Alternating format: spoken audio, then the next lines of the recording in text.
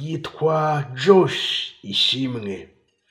Ni umuhanzi w'indirimbo zo kuramya ndetse no guhimbaza Imana ariko abinyujije mu njyana gakondo. Ni umuhanzi w'umuhanga wo ku rwego rwo hejuru. Josh Ishimwe abantu benshi baramukunda, burya abana b'abakobwa bamukundaga.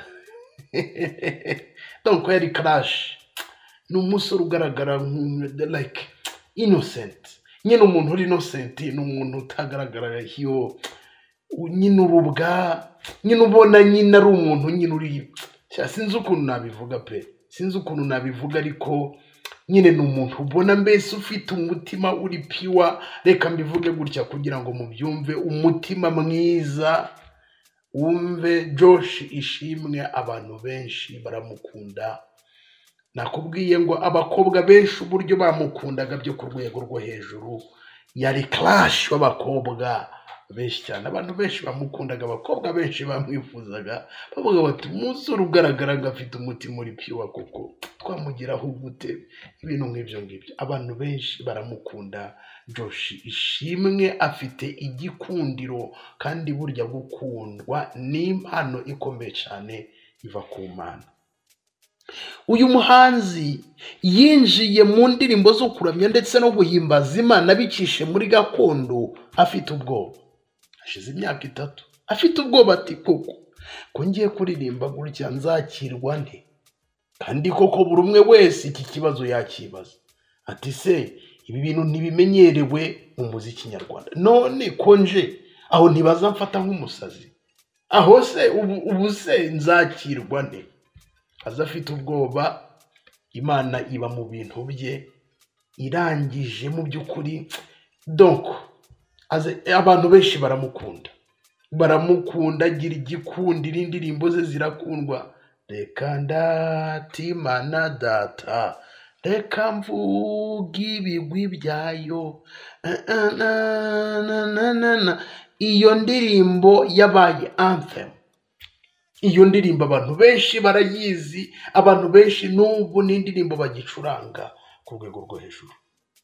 Amasezerano yawe kwima niyatanga. Ni indirimbo nyinshi za Josh Ishimwe. Donc reka mvuge mu magambo makeya ngo uyu musore yarafashe. Josh Ishimwe aje kwambika impeta umukunzi wiwe uba hariya mu gihugu cy'Ubufaransa. Akaba yanamwambikiye impeta hariya mu Bufaransa. Abantu benshi bari kwishimira Josh, bari kumwishimira ku rwego rwo hejuru, bari kumwishimira bavuga ni ibintu byiza rwose. Imana izabe mu bintu byawe kubera ko gufata umwanzuro kandi koko kavuga ntabwo ndi buce mbuze ubusamo. Abakobwa benshi banyirukanka ariko ngomba guhitamo agafata umwanzuro. Nk'abantu mwe ni intambwe ikomeye cyane ku buryo Josh bari gukomeza kumwishimira cyane bati rwose Imana ishimwe. Nabonye bariga Barine Gahongayire bishimiye uburyo mu by'ukuri Josh yambitse impeta umukunzi we. Nabonye abo bahanzi baririmba indirimbo zo kuramya no guhimbaza Imana, Beni na Chance, nabonye donc ni benshi, Papi Clever, abantu benshi bamwishimiye cyane. Abaririmba indirimbo zo kuramya ndetse no guhimbaza Imana bamwishimiye cyane, bavuga mu by'ukuri donc bamwifuriza urugo rwiza ndetse no kuzagira ubukwe bwiza. Umuhanzi w'indirimbo zo kuramya no guhimbaza Imana mu muziki gakondo Josh Ishimwe yatangaje ko yambitse impeta y'urukundo fiancé y'umukunzi we Gloria, bazige bari mu munyenga w'urukundo banitegura kurushinga.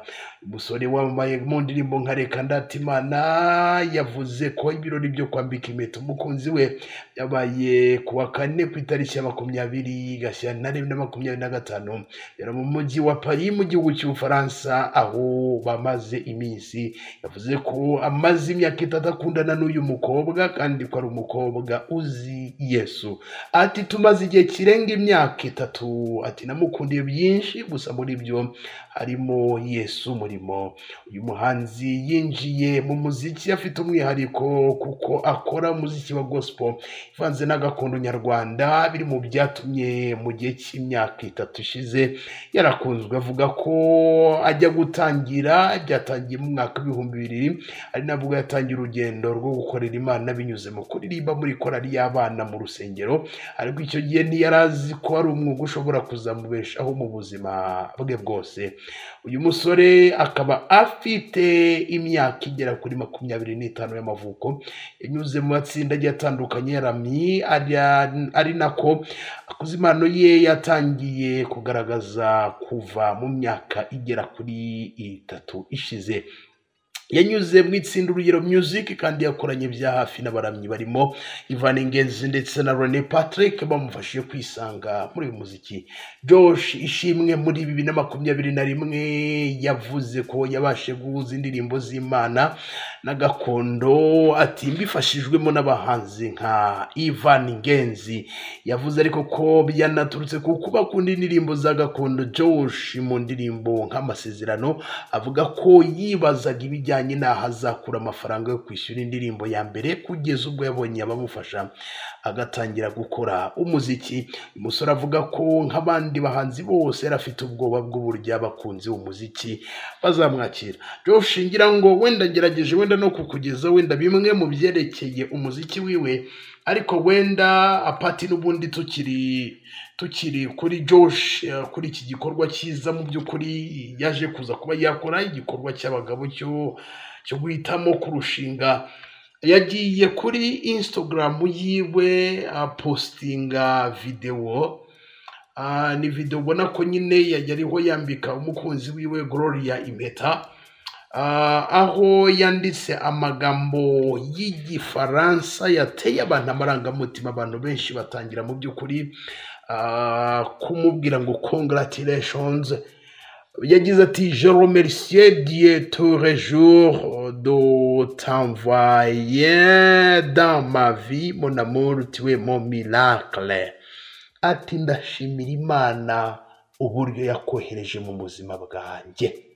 Ati mon amour, urukundo rwanjye, ati uri miracle, use miracle wundi ni igitangaza, ariko tiwe ma miracle, ni ukuvuga ngo uri nk'igitangaza mu buzima bwanjye, uri igitangaza mu buzima bwanjye. Nyine wumve nuko nguko yaje kuza kuba yabigereranya. Abantu benshi bari gutanga ibitekerezo bigiye bitandukanye, nakubwiye Papi Clever, congratulations, Arga imitima myinshi, ari Gahongayire, Bachita, congratulations to you, Josh and the fiance, ati God bless you, Urungisabe. Donc ni umusore ukunzwe n'ibyamamare, Imana ikomeza ibibimo. Ati muntu wanjye, DJ Spin, congratulations my good brother, we are happy for you and yours, let's get ready to dance. Amy Vox imitima. Donc ari Sudi, kumba umusore yarakunze bro, ati tuzazinywa tu. Udati urantunguye cyane, ntabwo nari nzi ko warushinga. Ati kwera urantunguye pe, ati gusa Imana izabe mu byanyu. Clayzonda Singwa, congratulations Doreni Asimwe uizka. Donc n'ibitekerezo byinshi Josh Ishimwe ari gukomeza mu by'ukuri kugarukaho bitewe n'iyi ntambwe yateye imeze gutya. Kurushinga ni intambwe buri wese burya umuntu yakwishimira, kandi burya kenshi twerekeza mu kubaka umuryango. Nubwo ari bamwe bavuga ngo kudashaka ngo kugira gute, ariko gushaka ni byiza, kwagura umuryango ni byiza. Mu by'ukuri ngira ngo ni n'umwihariko kuri Josh, kubera ko nka Josh kuri mama we yavutse ari ikinege, ni umwana umwe mama we yabyaye. Nk'uko Josh yagiye abitangaza, abandi bakuranye nabo mama we nyine yagiye arera. Urumva ni n'ishema rikomeye cyane guhesha, donc nyine guhesha ishema umubyeyi, avuga ati mu by'ukuri mfite umwana umwe kuko yambereye uw'akamazi, yangiriye akamaro, ibintu nk'ibyo ngibyo nyine sinzi ukuntu uri kubyumva, ariko mu by'ukuri ni ibyishimo bikomeye cyane kuri mama wa Josh, bitewe nyine n'iyi ntambwe umuhungu we yateye ku mwana afite wenyine, yabyaye umwana w'ikinege.